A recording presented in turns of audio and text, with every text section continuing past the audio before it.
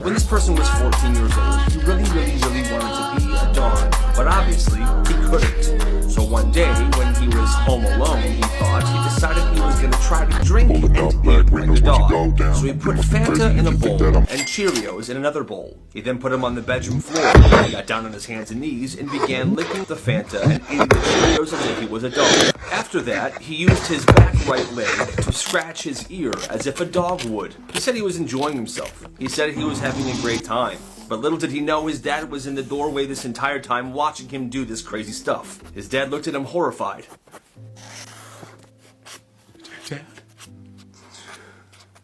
Dad, no.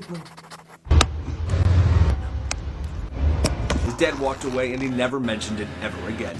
Crazy things that happened at a friend's house. When this kid was in middle school, one night he was having dinner at his friend's house with his friend's family. The dinner went well. The food was really good. But once everyone was done eating, the mom did something kind of repulsive. She took everyone's plates and put them on the floor. She then called the family dog into the kitchen and had the dog lick all of those plates clean. The mom then put those plates that the dog just licked clean back into the cupboard, and everyone in that family acted like it was completely normal. He said he was disgusted and he threw up that night because he was probably eating his food off of a dog-licked plate. He never went to that house ever again. This principal had the weirdest rule. Students at this high school were not allowed to wear hoodies around their waists. You know, what you do when you're too hot in your hoodie, so you just tie it around your waist, go about your day. Well, this was an actual rule, and it was in the school handbook. One day, one student asked the principal, "Hey, so just curious, why aren't we allowed to tie our hoodies around our waists?" "Oh, it's because when people do that, it makes them look like farmers. And I don't like farmers that much." The principal was dead serious, and I don't really understand how it made people look like farmers. That's dumb. E minus? That's just a B in a tuxedo. Oh, what? So this kid turns in an essay. He gets it back a few days later. A minus. Solid, clean grade. He's feeling good until he gets in the car and shows his mom. Why is it not an A+? Oh, it's still an A. An A minus is just a fancy B. You're rewriting it. So that night, he rewrites the entire thing. Adds more quotes, changes the intro, tightens everything up. Next day, he turns it in again. Teacher's confused, but she said she'll take a look at it. 2 days later, the same result. Still an A minus. He shows his mom. "You are doing it again." "You're joking, right?" "Not until you get 100. Fix your tone, fix your grammar, and fix your mindset." He rewrites it again, turns it in. This is the third version. And the teacher pulls him aside. "Why do you keep resubmitting this? Your paper was excellent." "I know, I'm just trying to survive, ma'am." She gives him the exact same grade, A minus again. Turns it into his mom. She just sighs and says, "I give up. You must have done something wrong." And that's the day he learned. Sometimes it's not about the grade. It's about your mom's permanent disappointment. Poor kid. Every day this kid would come home with bruises and cuts, and his mom would always ask, "Oh my God, sweetie, what happened to you?" "Oh, just football, Mom. It's rough." But here's the truth. It wasn't from football. After school, there was this fight club that was in somebody's garage who lived near the school. It wasn't just like one or two kids. It was like 30 of them. They would gather at this guy's garage, they would circle up, and they would throw down. And here's the thing, the guy that hosted this, his parents worked late, so they were never home after school. "All right, gather in. Round one, Cartouche and Kenny." That's Rock, Sam, and Ned. And they weren't going easy on each other either.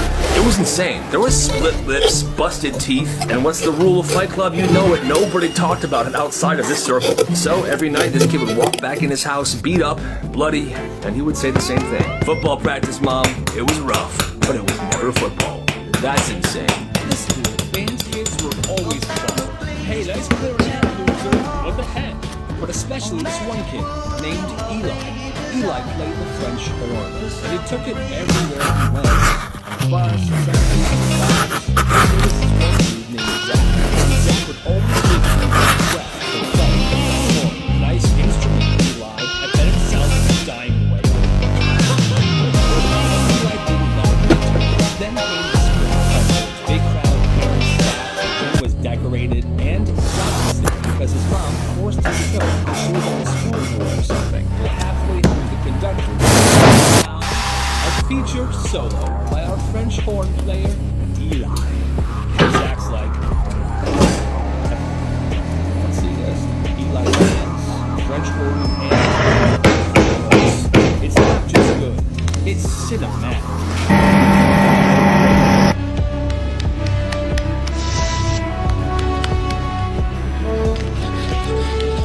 The entire crowd stopped breathing during the solo because it was that beautiful. Finishes, there was a few seconds of silence, and then the crowd erupts. After the show, Zach walks over to Eli. All he says is, "Hey man, snapped. My bad, Greg." Eli doesn't say a word, picks up his stretch horn, and he walks away. He got detention on his birthday. No! So apparently he was talking back to a teacher, and the teacher gave him after-school detention today. But it's my birthday. I don't care. So it was after school. He was in detention, sitting there.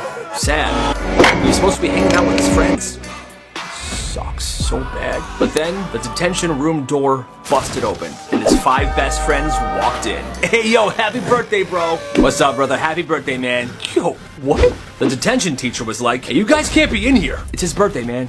Come on. One friend brought in cupcakes, soda, balloons, and they passed cupcakes and soda out to everybody in the classroom, even the teacher. Oh, thank you. Hey, we get a cupcake too. Of course, man, enjoy. This party's for everybody. And then they sang to their friend, happy birthday to you.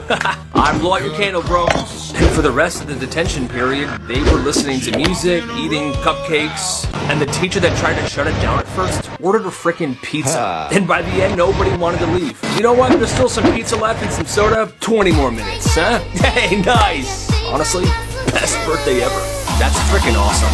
So it was senior prank season, and this one might have been the most beautiful senior prank this school has ever seen. It's the last week of school, and the seniors show up. They've got a ladder, a few backpacks, and they're carrying bags upon bags of something. How much you get? 30 pounds. You're kidding. Nope. 30 pounds of confetti. They sneak into the assembly hall where the school organ is. Now the school was about to have an assembly, and for some reason at every single assembly, the music teacher plays the organ. Now it's a giant old organ with these large pipes, and these pipes stretch up to the ceiling. With the ladder set up, they climb up, and they start pouring confetti straight down each of the organ's pipes. And not just a little confetti, pounds of it, until pretty much every pipe is stuffed. Well, only one teacher is in on it, and that's the music teacher. He gave them the green light because that old organ was being thrown out anyway. But nobody else knows about this, okay? So, 2 hours later, the whole school is crammed in for this assembly. Principal gives his speech, and then the organist starts playing. Whoosh! A cloud of confetti blasts into the air like fireworks while this beautiful organ music is playing. With each note, another explosion of confetti goes off, and now it's like a blizzard. Students are cheering, they're trying to catch it. It's beautiful, but the teachers are really confused. Oh my god, what's happening? What's happening?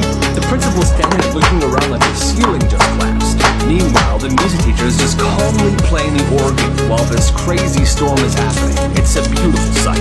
By the end, the floor is covered in confetti, the seats are all buried, and the seniors are just looking around like, wow, we did that. And that was it. That organ never played another note, but that prank went down in school history. So teachers are starting to realize that kids are using ChatGPT. There's a website called Quillbot, which you'll go here and get the paper, maybe take it from there, put it on Quillbot, then Quillbot makes it seem like you wrote it, so the school cannot track it. Not anymore. Quillbot is detectable, as you can see right here. I mean, this is the proof. Quillbot does not work anymore. But there is a solution. Use this tool instead to beat Turnitin and GPT-0, and it's completely free. It's called Grubby AI, and it's an incredibly effective AI text humanizer that is 100% undetectable by AI detectors. School's right around the corner, and I think this thing's gonna save your life. At this middle school, this gym class was brutal every single day. Mile runs, rain or shine. No basketball, no dodgeball, just running. So when this kid showed up in a cast, people were jealous. No gym for him for like a month and a half. Eventually, he healed. But when the doctors took his cast off, they gave it back to him. And that gave him a brilliant idea. I have a brilliant idea. He reinforced the inside of the cast with foam, rewrapped parts of the outside with bandage tape, and kept the cast in a sling. Then he began making an offer to students. $50 a month. No gym, no questions asked. So when I give you the money, you give me the cast, and I wear it for a month. And then I don't have to do gym? That's right, my furry little friend. What? Nothing. And it worked. Kids who paid would get the cast, put it on, and be limping around school, holding their arm like it hurt. They could even pay extra, and this kid would forge doctor's notes for them. Well, when they walked into gym class with his cast on, the gym teacher asked no questions. They were just gonna sit out, and that was that. Though demand got so high, the wait list was pretty long. He even had people Venmoing him early to reserve a spot. Well, some teachers were starting to get skeptical about why so many kids were breaking their left arm, but it wasn't that big of a deal yet. And soon enough, this entire business fell apart. One of the kids who rented this cast for a month let his friend borrow it for his gym period. I don't want to do gym today, man. Bro, it's free. Take this. I rented it. It's mine for the month anyway. Here, put it on. Nice. Super. So third period, one kid walks into gym class with the cast on. Then fourth period, a completely different kid walks in with the same cast on to gym class. The gym teacher clocked it immediately. They both got sent to the office, they snitched on the kid who ran this business, and boom, everything was shut down. Kind of a brilliant idea, but maybe it could have been executed better, but still, you gotta respect the hustle.